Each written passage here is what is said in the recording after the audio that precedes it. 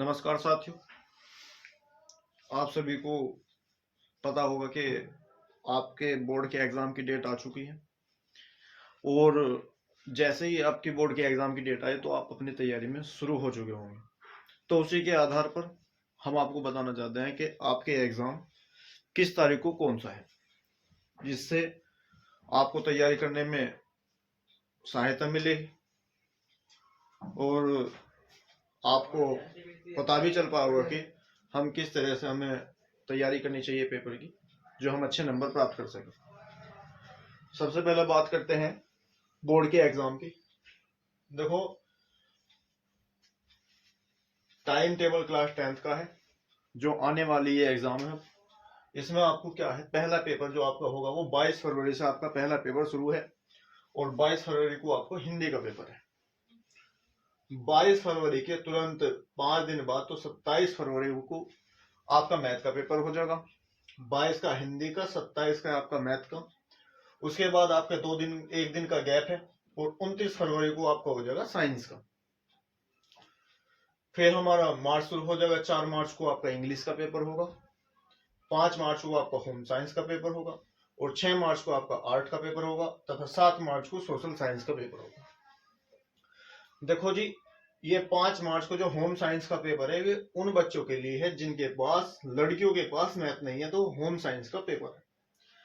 अब कुछ बच्चे ऐसे हैं जो अपनी तैयारी में भी कच्चे हैं, लेकिन कुछ बच्चों ने बहुत अच्छी तैयारी कर ली है। तो जिनकी अच्छी तैयारी है उनके लिए बेस्ट ऑफ लक, अपनी अच्छे से मेहनत करते रहे इसी तरीके से। लेकिन जो कुछ बच्चे हैं उनको मैं कुछ तरीका बताना चाहता हूं जिससे आपकी पेपर में अच्छे नंबर आ सके। तो ध्यान से देखेंगे इस वीडियो को, और यदि आपको वीडियो पसंद आए तो सभी बच्चों तक जरूर पहुंचाना और इस वीडियो को शेयर जरूर करना। देखो, आपको पता है हमारा प्रत्येक पेपर कोई भी हो 100 नंबर का हो। कितने नंबर का होता है? 100 नंबर का। उसमें से आपके 30 नंबर तो प्रैक्टिकल के होंगे और 70 नंबर आपके थ्योरी के होंगे। 30 नंबर का प्रैक्टिकल होगा, 70 नंबर का थ्योरी होगा। तो बहुत सा बच्चा सोचता है कि अगर मैं 100 में से 33 ले आऊं, 100 में से 33 ले आऊं तो मैं पास हो जाऊंगा। इस गलतफहमी को अपने दिमाग से निकाल दो। क्यों? क्योंकि यदि आपको स्कूल से 30 नंबर मिले प्रैक्टिकल के और 70 में से आपके केवल 3 ही रह गए तो आप फेल हैं। आप क्या है? फेल है। आपको क्या करना है, इसमें से आपको नहीं देखना, इसमें से 70 में से आपके 23 कम से कम नंबर आने जरूरी हैं। यदि थ्योरी में आपके 70 में से 23 नंबर हैं तो आप पास होंगे, वरना आप पास नहीं होंगे। पास की श्रेणी में से आप हट जाएंगे। तो इतनी बात तो आपको सभी को समझ में आ रही होगी मैंने क्या कहा। 30 नंबर की बात छोड़ दो, ये तो आपको प्रैक्टिकल के मिलेंगे। 30 में से कहीं 28, 25, 26 जो भी, लेकिन आपको थ्योरी में 70 में से कम 23 लाने जरूरी है तो आप पास होंगे। कि बहुत से बच्चे सोचे बैठेंगे ना कि 100 में से 33 आ गए तो हम पास हैं। ऐसा कुछ नहीं है। आपको 30 में से, ये तो हमारे प्रैक्टिकल है, 70 में से कम 23 नंबर लाने जरूरी हैं जो आपके थ्योरेटिकल के। अब ये आएंगे कैसे, इसी पर हम आज चर्चा करेंगे। मैं आपको बताऊंगा आपको करना क्या है, किस तरीके से जो एक नॉर्मल बच्चा है जो भी अपनी तैयारी में कच्चा है, मेरे बताए हुए तरीके से किस तरह अच्छे नंबर प्राप्त कर सकता है। तो ध्यान से सुनेंगे बहुत अच्छे तरीके से। देखो, अब जो हमारा 70 नंबर का ये पेपर होता है, ये हमारा 2 पार्ट में होता है। कोई सा भी विषय हो, आपका हिंदी हो, मैथ हो, साइंस हो, इंग्लिश हो, होम साइंस हो, आर्ट हो, सोशल साइंस हो, कोई सा भी हो, आर्ट तक भी कोई सा भी पेपर हो, 70 में से 20 नंबर का तो आता है आपका ऑब्जेक्टिव और 50 नंबर का आपका आता है थ्योरी, जिसमें आपको क्वेश्चन आंसर देंगे। लेकिन 20 नंबर के जो बहुविकल्प होंगे, ऑब्जेक्टिव होंगे, आपको कोई एक पर्सन दे देंगे और उसके 4 विकल्प देंगे। उन 4 विकल्प में से आपको एक विकल्प चुनना है और उस पर गोला भर देना है।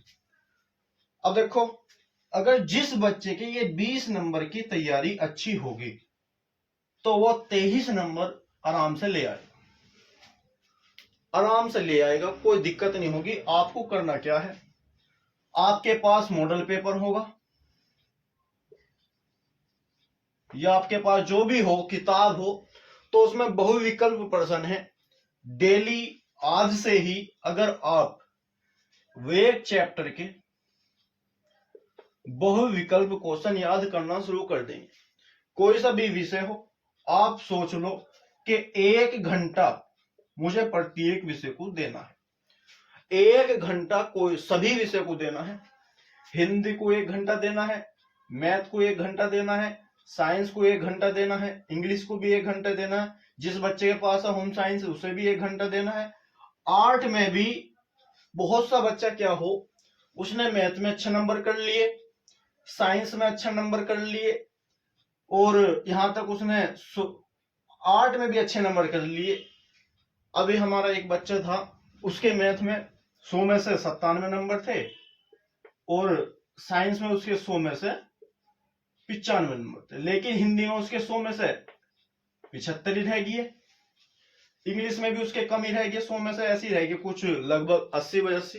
तो देखो यहाँ से 97, यहाँ 95, इन विषयों पर उसने कम ध्यान दिया, तो जिस वजह से उसके नंबर बहुत कम रह गए। आपको क्या करना है, सभी विषय को बराबर लेकर चलना है। जिस बच्चे का मैथ अच्छा हुआ, साइंस अच्छी है, तो वो क्या करे, अब अपने विषय जो अपनी पकड़ है हिंदी पर बनानी शुरू कर दे, आर्ट पर, सोशल साइंस पर, और इंग्लिश बहुत महत्वपूर्ण भूमिका निभाए। इंग्लिश, हिंदी, सोशल साइंस ये ऐसे विषय हैं, अगर आपके मैथ में एवरेज नंबर है, अगर आपने इन पर मेहनत कर रखी है, तो सभी बच्चे जो तरीके से मेहनत करेंगे, गारंटेड जो एवरेज बच्चा है, जो कम बच्चा है, 70% प्लस नंबर ला सकता है। लेकिन जो बच्चा मेहनती है वो गारंटेड 85 से 90% तक बच्चे पहुंच जा, जो मेहनती बच्चा है। तो आप सभी को समझ में आ रहा होगा कि क्या करना है, तरीका मैं बता रहा हूं, इसी के आधार पर थोड़ा सा आगे चलेंगे। अब मैं आपको बताता हूं कैसे करना है।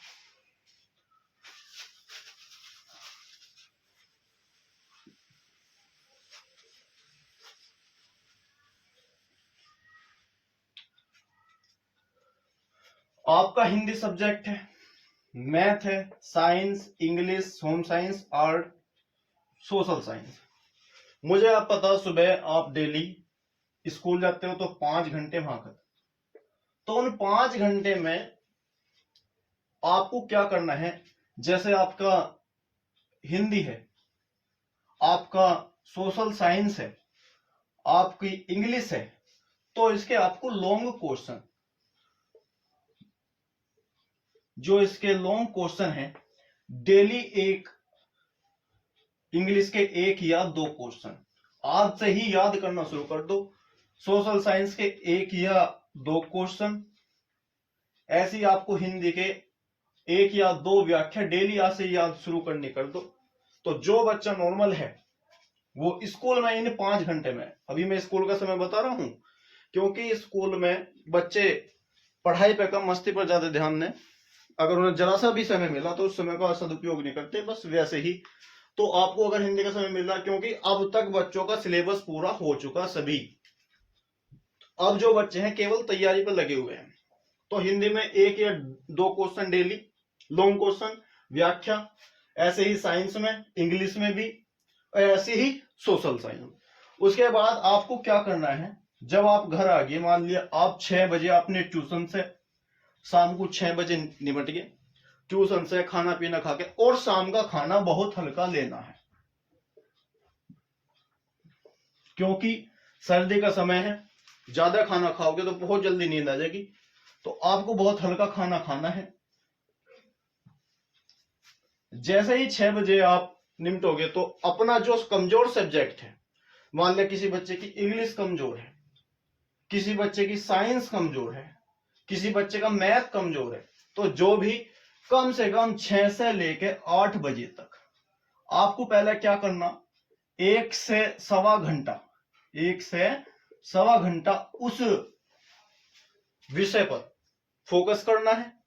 उसके बाद जो 45 मिनट बचेंगी, आपको जो भी आपने याद करा उसे लिख के जरूर देखना है।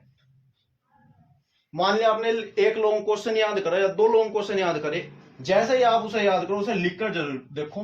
मैं गारंटी लेता हूं बच्चा कभी इसे क्वेश्चन को भूल नहीं सकता जिंदगी भर में।